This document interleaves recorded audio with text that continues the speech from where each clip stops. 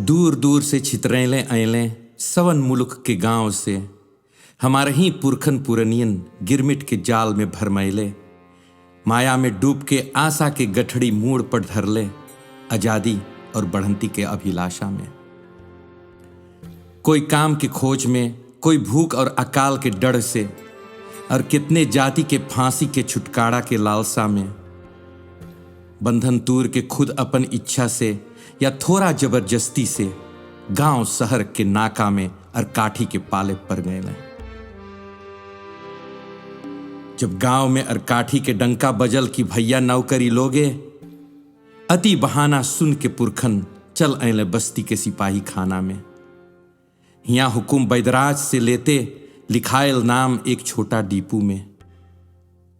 6 दिन के बाद चीनी चाले खाद गिरमिटियन गांव तियकते चपरासी के साथे साथ रेलगाड़ी पर बैठ के कलकत्ता में मुख्य डीपू में सभन के गोड़ धरान।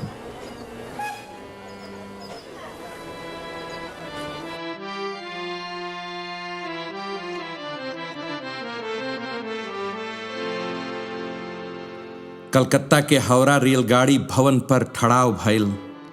हिया से फिर पैदल या एक नैया में हुगली नदी के किनारे गार्डन रिच के मुख्य दीपू में पहुंचावा भइल। झोरी गठड़ी गांठी में बंधले भाषा और संस्कृति के साथ आते फिर दोबारा बैदराज के हुकुम से भइल स्नान नदिया में। बातचीत के बाद अंगुड़ी के छापा की तो एक खांची से भइल दस्तखत गिरमिट के कंतराक के। 5 बरिस कुछ दूर श्री राम टापू में नौकरी करे खातिर।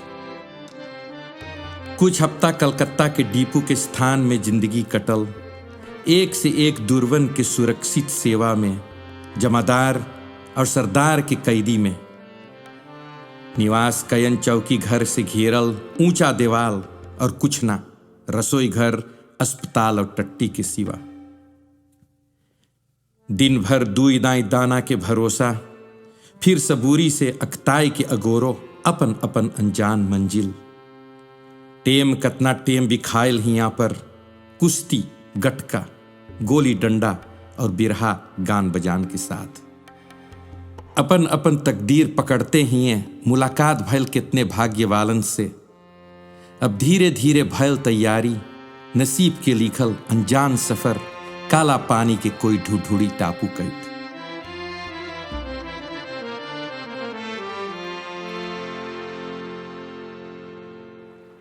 गार्डन रीच नंबर 20 के घाट से छुटल कलकत्ता से जहाज।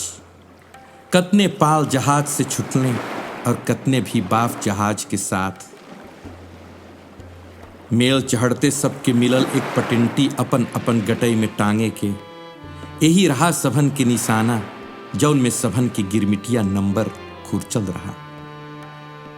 छुटल प्राण कयन के आंस बहते, दिल एकदम ठंडान। लहर से लहर पर झूलत जहाज पगला समुंदर के सामना करते। धीरे धीरे बिछड़ल देश पलवार, कलकत्ता के डीपू से भयल बाप दादन के देश त्याग, और यहीं से शुरू भयल सभन के नवा इतिहास।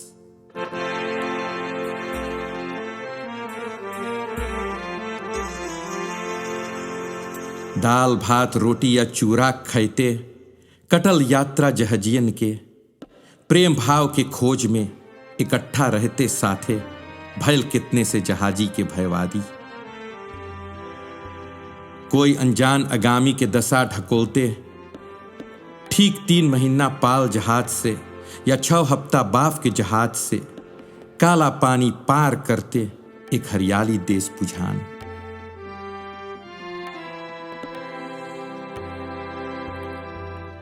सरनाम नदी के मुहारे पहुंचते हर एक मगन में अपने के ताके, हाथ जोड़ के मांग करिल सब जल्दी धरती पर पांव धरे खात।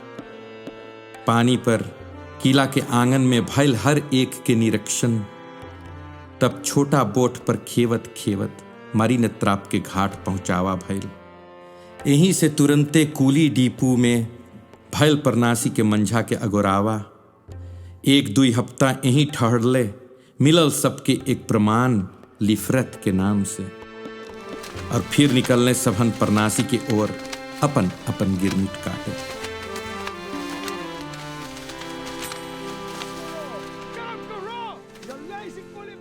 5 बरिस गिरमिट सब कटिए परनासी के बढ़ंती खात, केन कॉफी ककाओ तुरते यही में कतना छटकुन भी खवान। मर्दाना पाए लगभग 12 आना हर रोज, औरतन पहले 8 आना। हफ्ता में 6 रोज कस के काम भइल, खेत में 7 घंटा, कारखाना में 10 घंटा। घर बसल कूली लाइन्स में जौन रहा एक रकम के कंपुनिवास। ई बेदेसिया मेहमानन खात 4-6 घर एक लाइन पर बनल रहा। काम भल पारी पारा में हर एक के अपन अपन कार्य। सरदार के छपकी के आवाज सुनते भैल जगाई पचलहरा 4 बजे। खाए के बाद तैयारी भैल सबके खेत में 5:30 बजे से। पसीना चुवैते खूब काम भैल, अब घाम में डुबले। कतने बसा ले अपन अपन घर और शुरू भैल नवा जिंदगी। परनासी के परछाही में अपन आजादी के अगोरते अगोरत।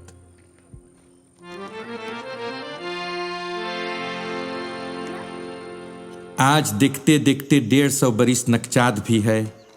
कतने औलाद हमार पुरखन पुरनियन के संतान अब चित्रान है दुई देश के हर एक कोना में। कोई रहे सरनाम देश में और कोई बसल है होलंत में। बंधन तूरे झुक के ताकल जात है अपन अपन बीतल कहानी की। सिर्फ मजहब और संस्कृति के एक पातर डोड़ा में बांधल। कैसे है आगामी, कौन भविष्य? एकर उत्तर दलदल में धसल है, मटियारा के फंडा में पड़ले।